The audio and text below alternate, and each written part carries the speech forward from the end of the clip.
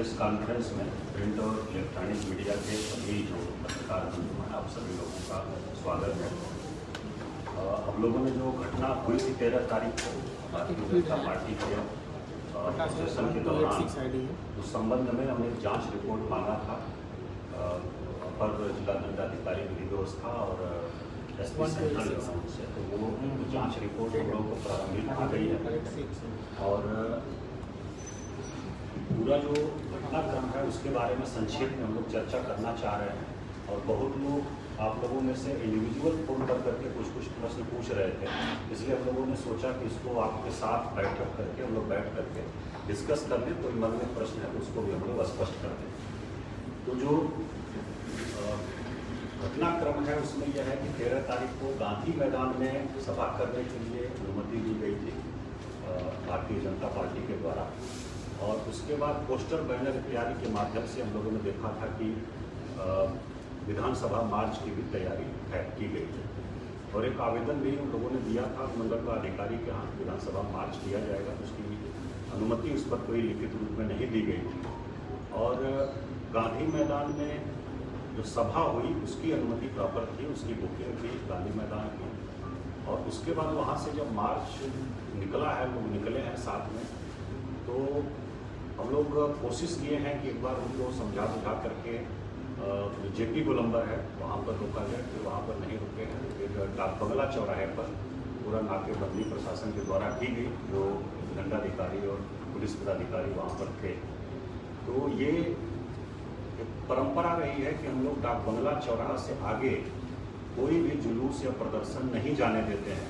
Maximum limit वही है हम लोगों की। और धरना प्रदर्शन के लिए गर्दनी बाग में स्थल निर्धारित है, और अगर अनुमति ली गई है तो गांधी मैदान में भी किया जा सकता है। लेकिन जुलूस जो रहा है उसको हम लोग डाक बंगला से आगे क्रॉस नहीं करने देते हैं। उसके कई कारण हैं, जिसमें कि हम लोग देखते हैं कि बहुत ही सुरक्षित क्षेत्र एक तरह से है, वो संवेदनशील क्षेत्र भी है। उसमें माननीय उच्च न्यायालय का परिसर है, विभिन्न राजनीतिक दलों के कार्यालय हैं, महामहिम राज्यपाल का भवन है, और माननीय मुख्यमंत्री जी का है, विधानसभा है, सचिवालय है। एक तरह से वो अति सुरक्षित क्षेत्र है, इसलिए हम लोग डाक बंगला चौराहा से आगे किसी भी प्रोसेसन को नहीं बढ़ने देते हैं। इसमें किसी प्रकार का किसी से कोई पूर्वाग्रह या किसी से कोई फेवर करने की बात नहीं है। पूर्व में आप लोग देखे होंगे कि राष्ट्रीय जनता दल का भी एक बहुत बड़ा कार्यक्रम हुआ था एक विधानसभा सत्र के दौरान ही, उसको भी डाक बंगला पर ही रोका गया था और बलपूर्वक रोका गया था। और उसके बाद हम लोग देखे थे कि लोजपा का भी एक कार्यक्रम हुआ था, उसको भी यहीं रोका गया था। बल्कि कुछ लोग वो लोग गुरिल्ला टाइप का दूसरे रूट से हड़ताली मोड़ पर भी पहुंच गए थे, फिर वहां जाकर के फाइनली रोका गया था। तो ये एक स्टैंडर्ड प्रैक्टिस है। और इसका एक कारण और है कि डाक बंगला चौराहा शहर का हम लोग देखते हैं हर्ट है, और एक बार अगर वो चौक होता है पूरा शहर चौक हो जाता है, अस्त व्यस्त हो जाता है, पब्लिक गार्डन पूरा वो एक तरह से कोलैप्स कर जाता है। तो इसलिए हम लोगों का प्रयास होता है, आम लोगों को भी भारी असुविधा होती है, इसलिए हम लोगों का प्रयास होता है कि डाक बंगला चौराहा पर नहीं पहुंचे लोग, या कोई पहुंचता भी है तो जितना जल्दी संभव हो वो खाली हो जाए। तो इसी क्रम में वहाँ नाकेबंदी की गई थी, और कुछ जो प्रदर्शनकारी लोग थे वहाँ पहुँचे, और वीडियो फुटेज में हम लोगों ने देखा है और रिपोर्ट भी आई है, वहाँ उनको बैरिकेड पर रोकने की कोशिश की गई, लेकिन ज़बरदस्ती वो लोग जो है बैरिकेड को गिराने लगे और गिरा भी दिए। कुछ ग्रुप जो है हम लोगों ने देखे हैं, और उसके बाद वहाँ से फिर आगे बढ़ने लगे। और रोकने पर फिर हम लोगों ने देखा है कि मिर्च का पाउडर भी फेंका गया, जिसमें कुछ जवानों की आंख में भी लगा है, एक दो जर्नलिस्ट थे उनके भी आंख में लगा है, तो मिर्च पाउडर भी फेंका गया। और उसके बाद उसको तोड़ करके आगे बढ़ने की कोशिश की गई।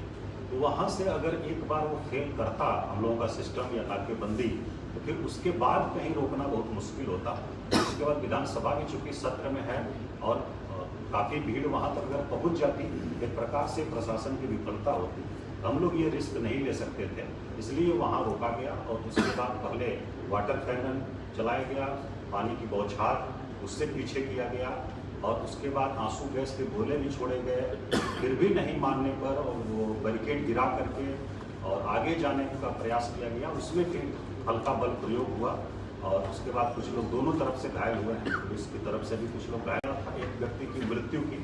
उसी बीच में सूचना हम लोगों को मिली थी कि वहाँ सब चल रहा था अफरा तफरी कि एक व्यक्ति की मृत्यु हो गई है PMCH में। हम लोगों ने तुरंत सब चीज़ों को लोकेट किया और कोशिश किया प्राप्त करने की कैसे हुआ है। तो उसमें जो हम लोगों को सूचना, पहली सूचना मिली कि कोई चोट उनको नहीं है शरीर पर, खरोच तक नहीं है, ये सूचना हम लोगों को मिली।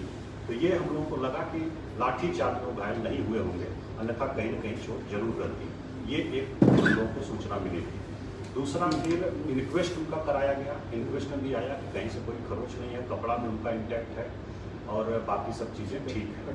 फिर हम लोगों ने पता किया तो उनके साथ में जो एक थे चंद्रवंशी जी, उन्होंने बताया कि वो लोग अभी वहाँ पहुँच भी नहीं पाए थे, वो गांधी मैदान से जा रहे थे, पहुँच भी नहीं पाए थे। तब तक वहाँ पर अफरा तफरी हुई, पता चला कि लाठीचार्ज हो गया, सब लोग भाग रहे थे इधर उधर। तो वो लोग फिर लौट गए और लौट गए। उसी क्रम में वो बोल रहे हैं कि अचानक वो बेहोश होकर के गिर गए, साथ में ही थे। फिर उनको जो है कुछ लोग वहाँ पंप करके कोशिश भी किया, फिर तुरंत रिक्शा पर बैठा करके तारा हॉस्पिटल है, प्राइवेट हॉस्पिटल 5-6 मिनट की दूरी पर था, वहाँ लोग लेकर के गए। और उसके बाद 112 पर भी लोगों ने बताया कि फ़ोन किया था, वो भी गाड़ी पहुँची थी।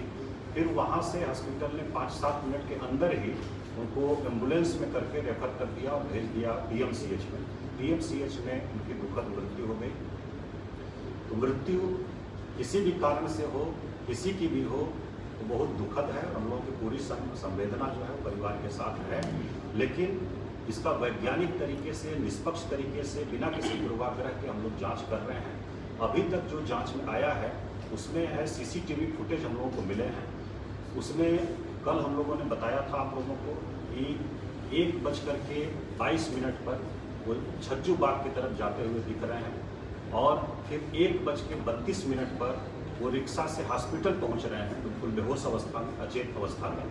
ये 10 मिनट के अंदर का एक घटनाक्रम है और 5 से 6 मिनट लगभग रिक्शा से लगेगा जहां वो घटनास्थल है वहां से तारा हॉस्पिटल पहुंचने में। तो कुल मिलाकर के 4 से 5 मिनट के बीच में घटना हुई है।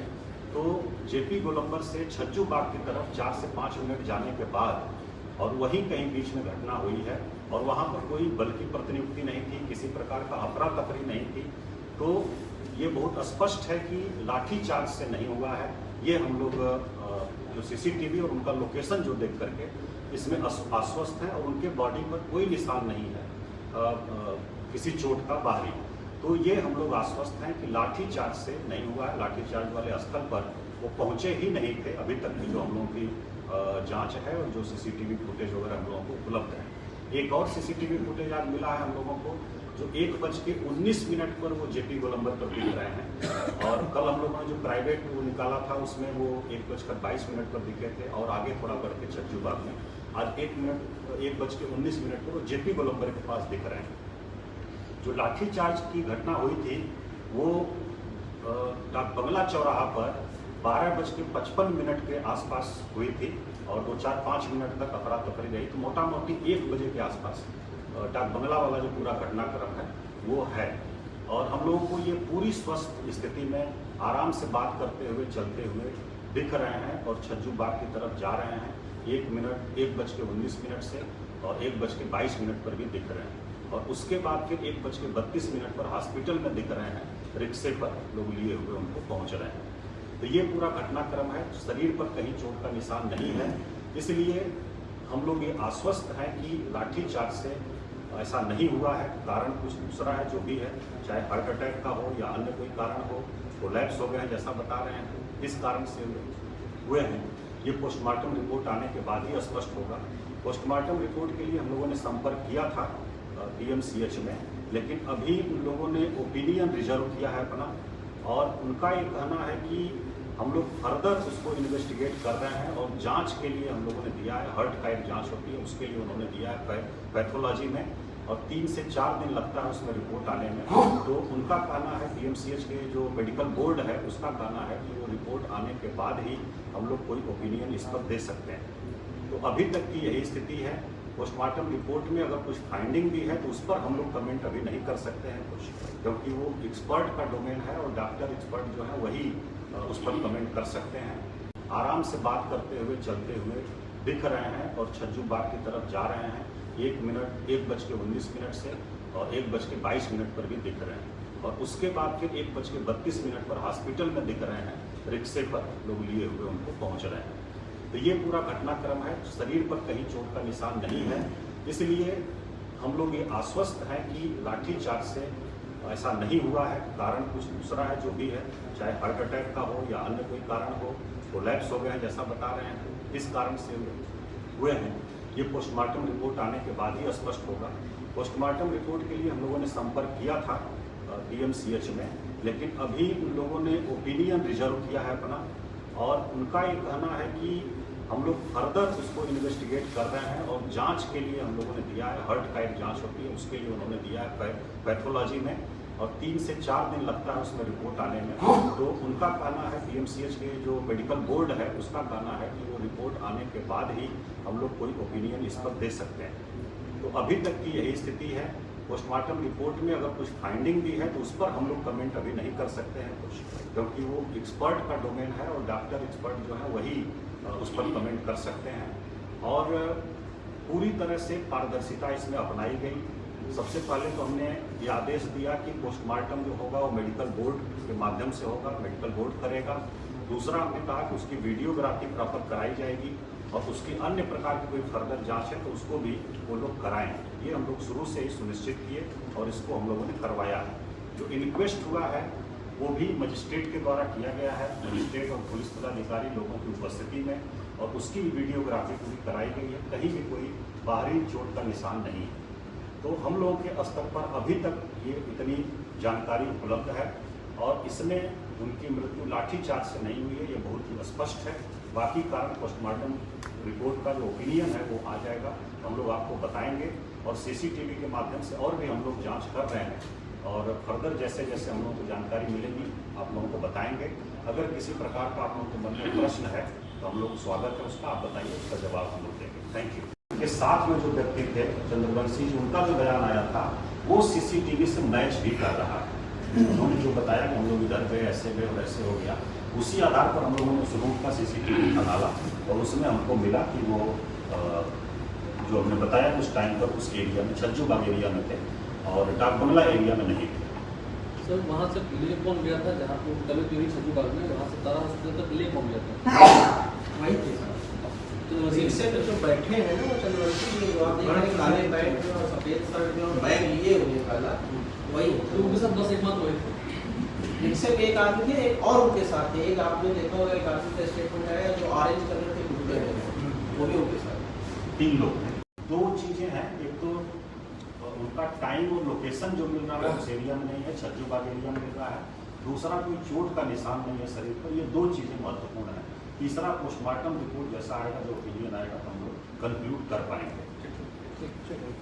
Thank you so much.